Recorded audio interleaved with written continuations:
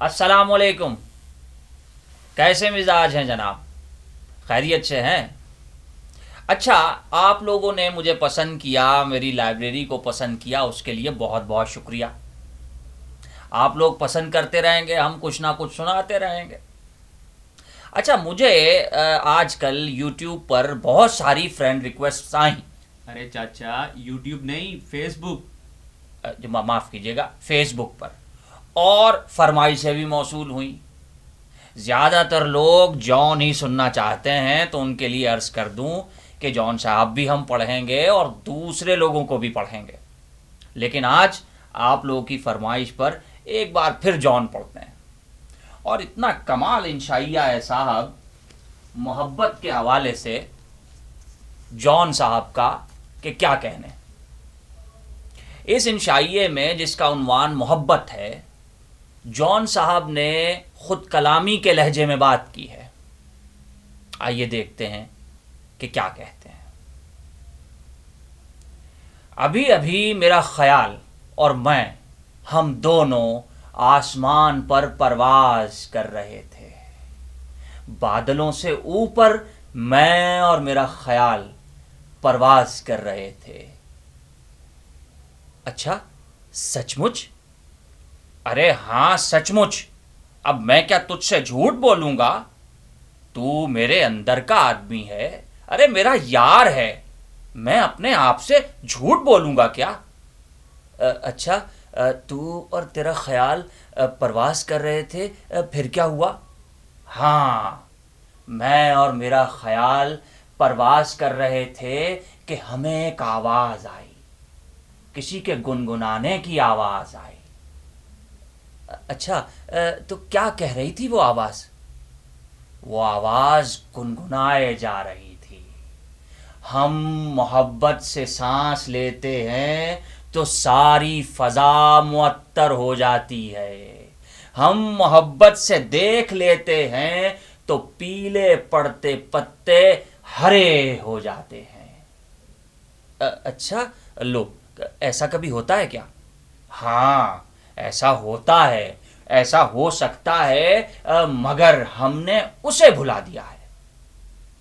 کسے بھلا دیا ہے ہم نے محبت کو بھلا دیا ہے. ہم محبت کو یکسر بھلا چکے ہیں. ہمارے کان زہر سنتے ہیں، ہماری زبانیں زہر بولتی ہیں. اب تو زبانیں بھی ہم سے پناہ مانگتی ہیں کہ ہم نے محبت کو بھلا دیا ہے. وائے ہو تم پر کہ تمہاری صبحیں، تمہاری دوپہریں بداندیشی میں جوتے چٹکھاتی ہیں.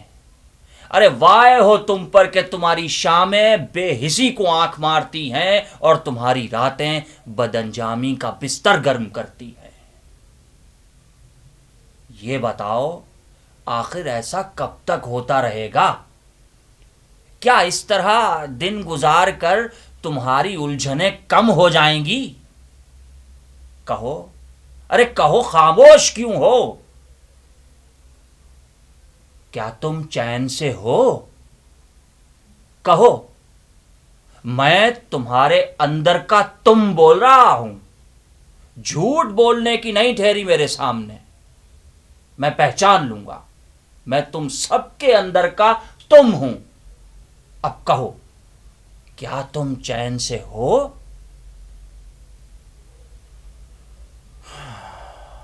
تم چین سے نہیں، میں چین سے نہیں، ہم سب چین سے نہیں. ہم سب بے چین ہیں کہ ہم نے اسے بھلا دیا ہے، محبت کو بھلا دیا ہے. اپنا خیال رکھیے گا. لائق احمد کو اجازت دیجیے. اللہ حافظ. اور چلو بند کرو لائٹیں وائٹیں یار. السلام علیکم. لیجیے، ہم پھر حاضر ہیں آپ کی خدمت میں. لائق احمد لائبریرین آپ سے کچھ پتے کی باتیں کرنا چاہتے ہیں آج، اور وہ بھی بچوں کے حوالے سے. چلو بچوں آ جاؤ. کہاں کہاں کوئی بچہ ہے؟ ہاں تم یہاں آؤ، قریب آ کے بیٹھو. ہاں یہاں. بہت اچھی بات ہے. اور یہ چھوڑو، یہ کیا کر رہے ہو؟ یہ کیا کھا رہے ہو؟ چھوڑ دو اس کو، ادھر ہی بیٹھو. ہاں اب سنو، چاچا لائق احمد آپ لوگوں سے بات کرنا چاہتے ہیں آج چھوٹے بچوں سے اور بڑوں سے بھی، لیکن پہلے چھوٹے بچوں سے۔ تو بچوں، آپ جانتے ہیں کہ اردو میں بہت کمال کمال کہانیاں اور بہت کمال افسانے بچوں کے لیے بھی لکھے گئے ہیں، بہت خوبصورت۔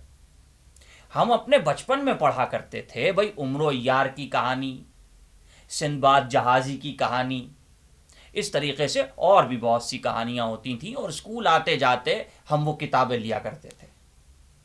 لیکن اب ذرا دیکھتے ہیں کہ آپ لوگوں میں پڑھنے کا رواج ذرا کم ہوتا جا رہا ہے، تو ان کہانیوں کو پڑھیے، اس میں بہت مزے مزے کی چیزیں ہیں، پریاں، جنات، خوبصورت شہزادے شہزادیاں، وادیاں، ارے بھائی واہ، ہم تو اپنے بچپن میں پہنچ گئے۔ تو انہیں ضرور پڑھیے۔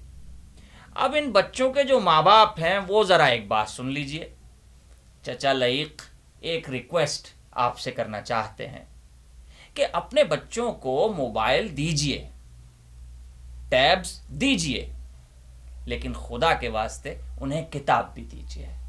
کتاب سے رشتہ بچوں کا نہ توڑیے، کیونکہ کتاب سے جو رشتہ ہے وہ دراصل لفظ سے رشتہ ہے۔ لفظ ہی وہ چیز ہے جو انسان کو دوسرے انسان سے ملا سکتا ہے، رابطے کا ذریعہ ہے، اور موبائل فون سے زیادہ پرانا رشتہ لفظ ہے، انسان سے انسان کے رابطے کا، اسے مت توڑیے۔